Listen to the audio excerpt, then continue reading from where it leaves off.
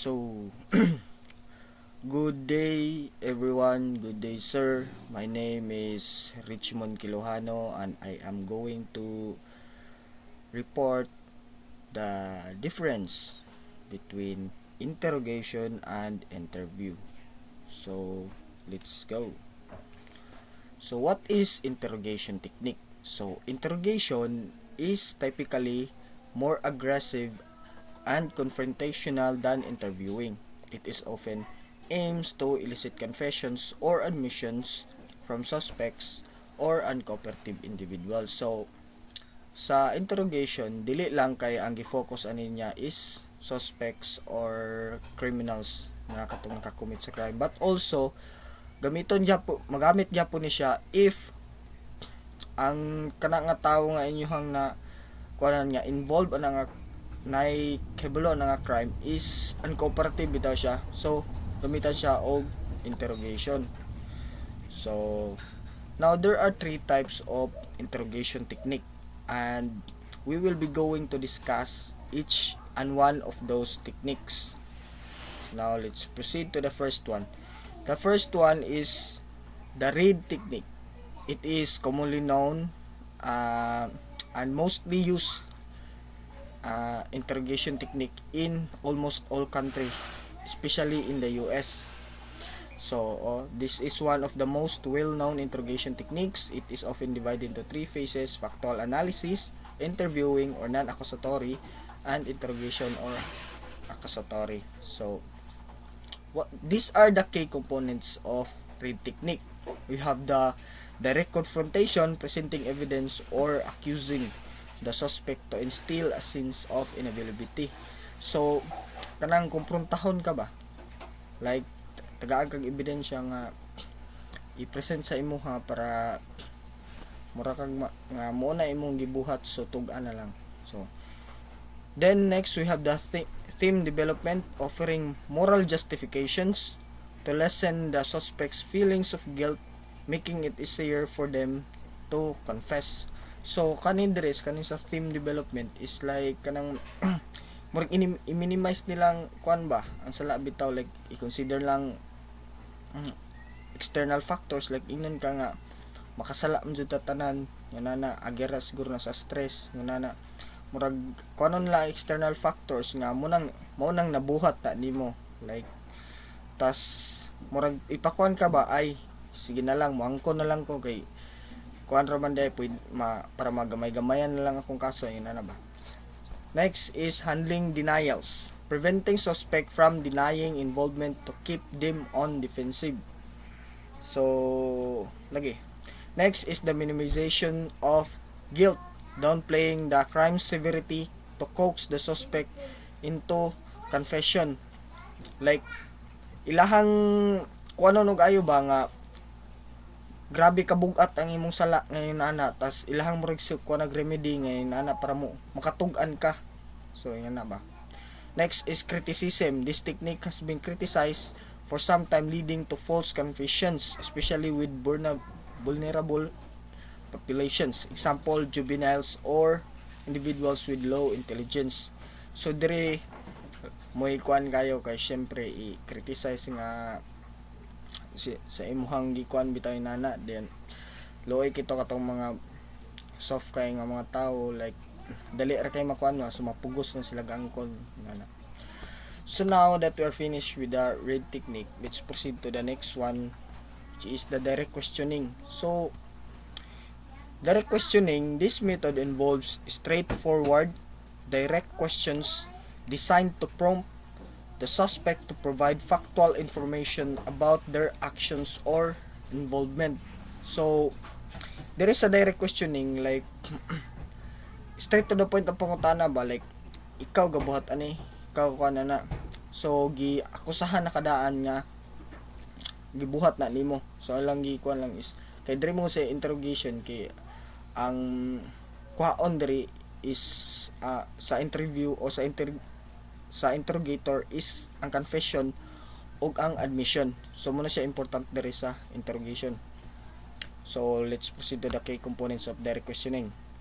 We have focus on open-ended, clear, concise questions. So next, directly addressing the suspect's actions or alibis may involve a rapid series of specific questions to pressure the suspect into giving truthful answers. So gamitan ka og kanang psychology manipulation ba, pressure, para agi sa imong kakuanan na sa kahadlok, sa intimidation, sa pressure nga gihatag na sa imuha, mapugos kag kuana na mapugos kag tug-an, bahalag dili ikaw ang gakumit. So muna ang interrogation is very prone jud siya sa coercion. So now let's proceed to the last type of interrogation. We have the controlled confrontation. So this technique is similar to read technique but focuses on more balanced and psychological approach. The suspect is confronted with the evidence, but the interrogator controls the pacing and emotional intensity to elicit a confession. So direct sa controlled confession is mawaor gyapon siya sa read technique, but here ang iyang style is balance, like dili kay siya aggressive like sa read technique ba, gibalance ra niya ang pressure og ang psychology og ang intimidation para makakuan sa suspect nga useless ang pagkuan niya, useless ang iyahang pag-deny, kanang makuan niya ba nga mura nagyapon pressure pero kuan ra gyapon ba. So in overall, ang interrogation is much more focused on gaining confessions and admissions, especially the read technique mostly focus on kuan jud siya, pressure and intimidation nga mag-lead jud siya mostly sa coercion, especially to vulnerable individuals. So I hope you understand what is interrogation. Now let's proceed to the interviewing technique. So interviewing technique is typically less confrontational, more focused on gathering information, often from cooperative witnesses, victims, or even suspects who are not considered hostile. So sa interviewing technique, dili lang kay ang suspect ay witness or victims ang ilahang interview, but also ang even suspects, kay basta ang suspect is not hostile or cooperative lang yun siya. Like sa interrogation, dili ra pud suspect ang gina-interrogate, but also those uncooperative individuals. So I hope you get that. That is one of their differences. So next, let's proceed to the types of interviewing technique. We have the first, the cognitive interviewing. So this method is designed to enhance the memory retrieval of witnesses or victims without leading or coercing them into giving false information. It is often used in investigative psychology and criminal justice. So cognitive interviewing, from the word itself, cognitive, which means our brain or our pangutok na to ba, atong memory nga ato ang like ato kuan bitaw ang kuanong sa tawo nga mutug-an siya sa tinuod without coercion, without force ba, we are letting them to give us the information voluntarily. So muna siya din unsay iyahang kay components: context reinstatement, asking the witnesses to mentally recreate the environment and emotions present at the time of the event. Report everything, encouraging the interviewee to recall all details no matter how minor they seem.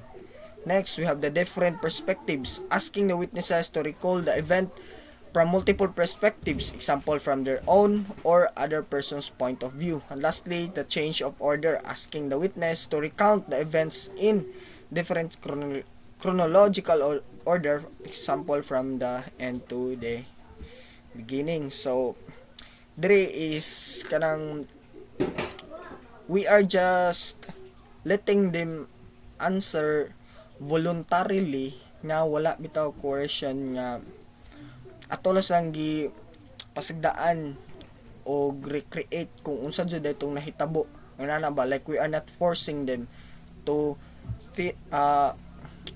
para mo istorya kung unsa jud to ang nahitabo bitaw, gipa ato ang ipa istorya sa ilaha kung bisan katong pinaka small nga details bitaw kay syempre part gyapon na sa information yatong kuha. So next we have the narrative interviewing. So this one, this technique allows the interviewee to tell their story in their own words without interruption. It is a non-structured and open-ended approach that emphasizes the individual's narrative flow, promoting more accurate recall. So dire sa pasahan ng key components para much more subtanta. The interviewer prompts the person to share their version of events with minimal interruption. Open-ended questions are used to explore the story specifics after the interview finishes the initial narrative. The interviewer may revisit certain points later to clarify details, but the goal is to avoid leading or suggestive questioning. So, here sa narrative questioning is imuha lang silang pasagdaan ba? Imong pasagdaan ang individual to narrate the whole story, and after he or she narrate the whole story, dito na din ka mag-answer og ay mo siyang i-ask og mga questions nga mga simple questions nga about sa crime nga kung unsa jud tong mga kanan ba na lang kay ginagmay nga klarohon pero dili jud siya ingon mo during siyang narration, dapat dili mo siya i-interrupt. So just like that. So now let's proceed to the last one, to the third type of interviewing, the report-based interviewing. So kani jud siya ang ginagamit kay sa kung syempre this technique relies on building trust and rapport between the interviewer and interviewee. By establishing a comfortable relationship, the interviewer can encourage more honest and comprehensive responses. So dire kay syempre na build mo trust na sa salig sa imuha, then comfortable po siya sa imuha, so ang tao mo share jud siya sa kung sa jud to ang nahitabo. So this is the key components of report-based questioning. We have first the active listening, showing genuine interest and concern for the individual's well-being to reduce their anxiety or defensiveness. So you are showing your nga kan ka ba kanang willing bitaw ka maminaw sa unsayong istorya, like dili nimo ibaliwala yang kuan, then kuan ka para dili sila makulbaan yan na ba, para di sila ma-defensive, wala kay threat nga ikuan sa ilaha, like kalma. So next is the non-confrontational approach, avoiding direct accusations or confrontations to keep the interviewee calm. So unlike sa interrogation, sa red technique, dire sa interview sa report-based questioning is walay confrontation, o dapat walay confrontational questions nga imong ihatag sa interviewee kay para dili sila ma-intimidate, wala bitaw sa dili sila makuha sa defensive bitaw, para ihatag nila ang information voluntarily. And lastly, open-ended questions, using questions that allow the interviewee to explain their story in their own words. So dapat you let them explain on their own words. So now that we are done with their definitions and their types, I hope you already understand what is interrogation and interview. So now let's compare these two. Interrogation versus interview. So what is interrogation and interview are likely alike because they are both questioning. They are just both questioning of individuals. Their differences are their goals and the tone on approach. So syempre sa interrogation is much more na siya intimidation, na siya pressure bitaw. Tas ang goal sa interrogation is to get admissions and confessions, while sa interrogation is the information or the narration of the whole story, just like that. So interrogation focuses on eliciting confessions, admissions of guilt, or information from uncooperative individuals. So often suspects, so mostly ginagamit niya sa suspect, pero gamit niya po niya siya sa mga witnesses basta kay ay katong mga individual nga uncooperative nga relate na knowledge about atong nga situation. So next, the interviewing focuses on gathering detailed, accurate information from witnesses, victims, or suspects in non-coercive environment. So from the word itself, non-coercive environment, so wala joy force nga gi kuanre, wala intimidation, wala pressure, dapat kalmado, comfortable ang interviewee. So tone of approach, interrogation tends to be more accusatory, confrontational, and aggressive in tone, especially when employing techniques like red method. Interviewing is generally non-accusatory, open and report driven, designed to make the interviewee feel comfortable enough to share the information freely. So from these words alone, we can already identify that these two are mostly alike, but their only differences is the goal, the tone, and the approach. That is the only difference that the interrogation and between interrogation and interview.